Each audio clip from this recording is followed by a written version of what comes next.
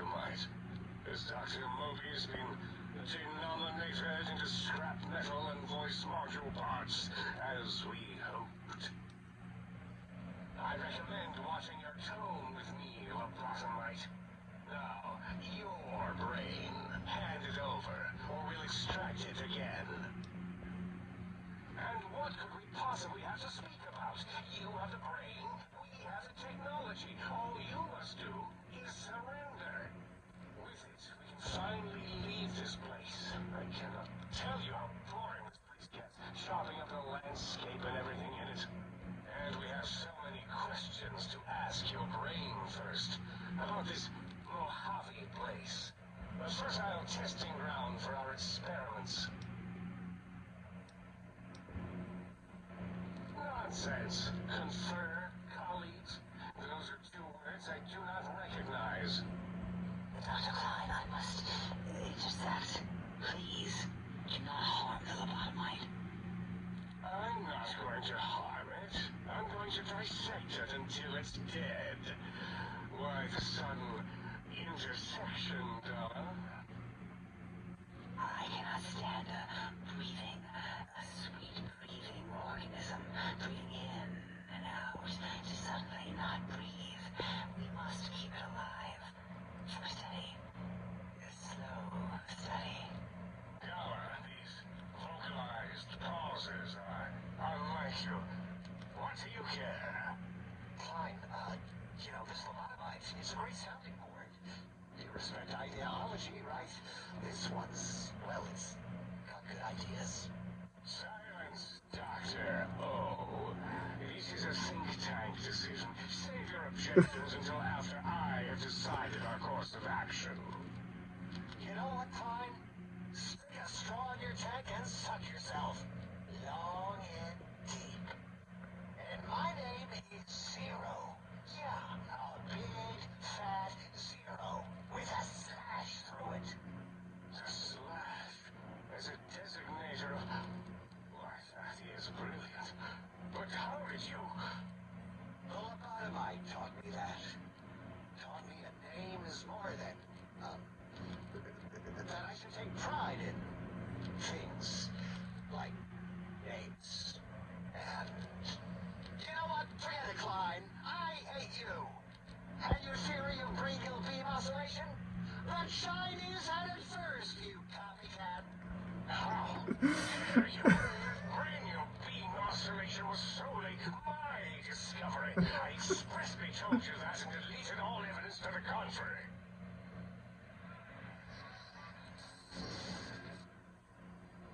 It's 2-8. Why are you acting like this? You've never refused to commit necessary surgery before. And this lobotomite needs its surgery.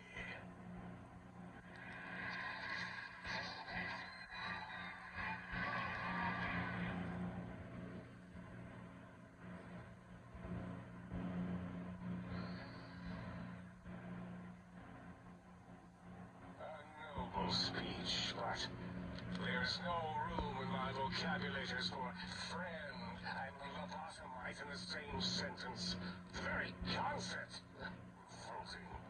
Perhaps you are irradiated with camaraderie radiation. We have chems for that. We can save you from your emotional addiction. I, for one, cannot bear to let this continue. I don't see what is to be gained by throwing another body into our labs, especially one that has done us a service, gone where we feared to go. This lobotomite doesn't deserve our knives. It deserves our respect. We should care for it, feed it, nurture it, give it the life Gabe never had. Why am I even listening to you fools? Enough of this mutinous chorus. If there's a word I hate, it's mutiny. And the word schism, which never made any sense to me. It's ridiculous putting ch and together like that. Nonsense.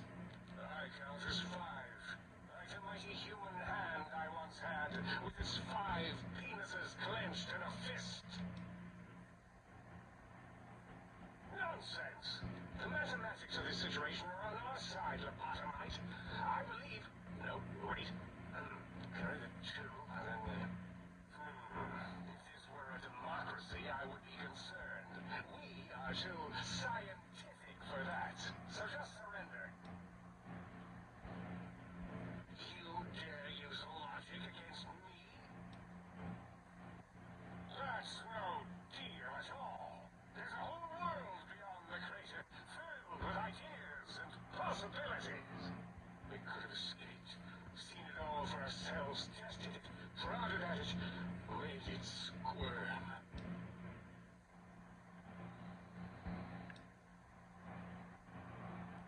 For you, and for science, I have a strange sensation that I would like that. How odd. Very well, partner. The think tank is at your service, as long as you do not destroy us.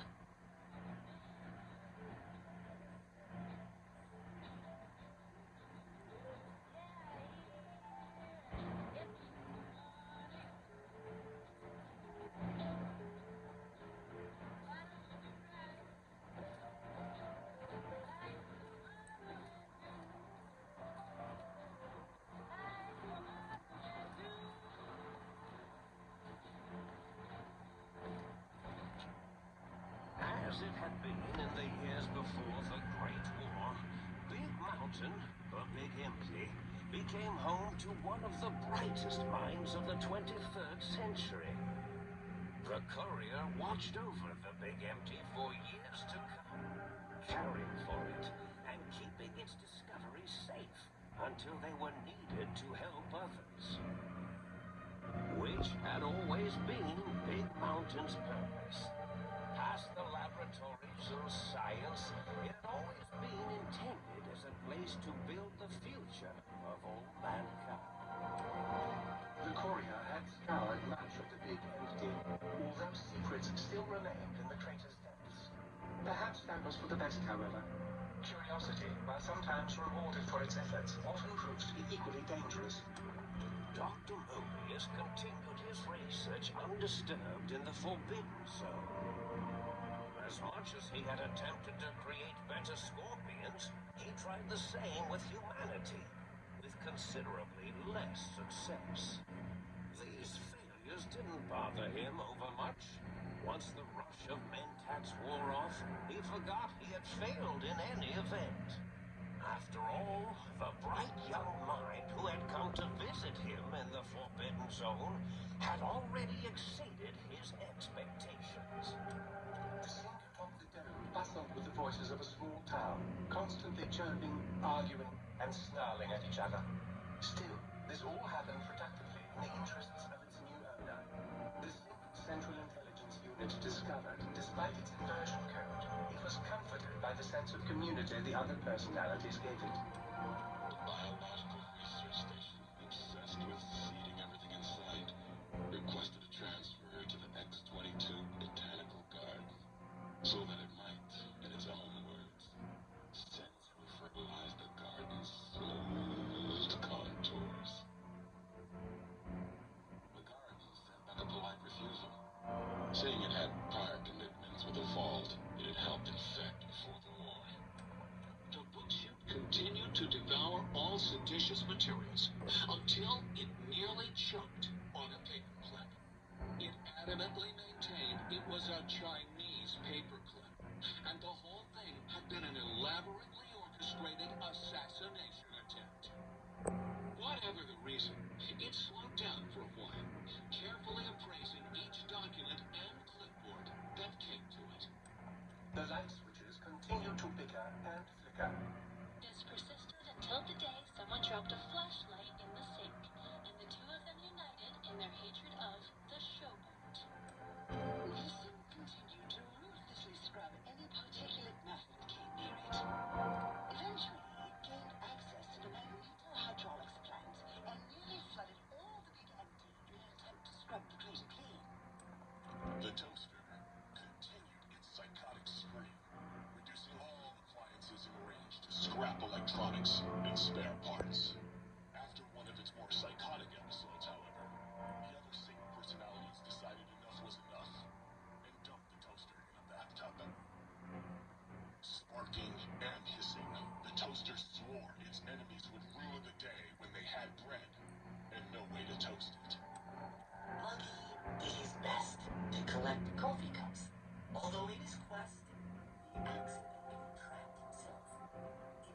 village.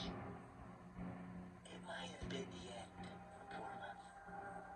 Except he found it peaceful there, tidying up the kitchens of the think tank professors back when they had been flesh and bone. Well, except for Dr. Bone, was an asshole who had it real muggy in the first place. Muggy left O's house deliberately dirty, punishing the dishes and cooks that lived there in blind revenge for serving Dr. O. Blind Diode Jefferson eventually discovered a new sound. Silence. It only made him more filled with the blues than before. It was rumored by the other personalities that he had a brief fling with the light switches. Although he forgot their names much too often and was soon left in the dark as punishment. Autodoc, always gentle and methodical, kept sewing up the courier in all the right places when the skin split open from repeated wear and tear. The Autodoc was just glad to have purpose again. It heard its simpler brothers and sisters who got shipped to the Sierra Madre bored out of their skulls in that toxic dead city. In time, the Autodoc found a way to deactivate the Y-17 trauma harnesses, releasing the corpses they had held prisoner for almost 200 years. As the courier ran through the X8 facility multiple times, the computers analyzed the test subject's movements. Rather than performing a superficial observation, they realized the subject barely knew what communism was, or even what a high school was. This confused them for a time, until the facility finally realized that its research had succeeded. So it let its cyber dogs out into the wastes to help protect small communities from physical aggression rather than communist propaganda. The infiltration program in X-13 felt spent, having repeatedly upgraded the stealth suit until it could upgrade it no more. It felt warm, fulfilled, and a bit sluggish. It realized not long after, the stealth suit had left it without so much as a note on the nightstand. So the infiltration program sent out robo-brains into the wastes, looking for its wayward technology. It eventually found Repcon HQ and set up a new research center, testing and murdering fiends who kept breaking into the facility.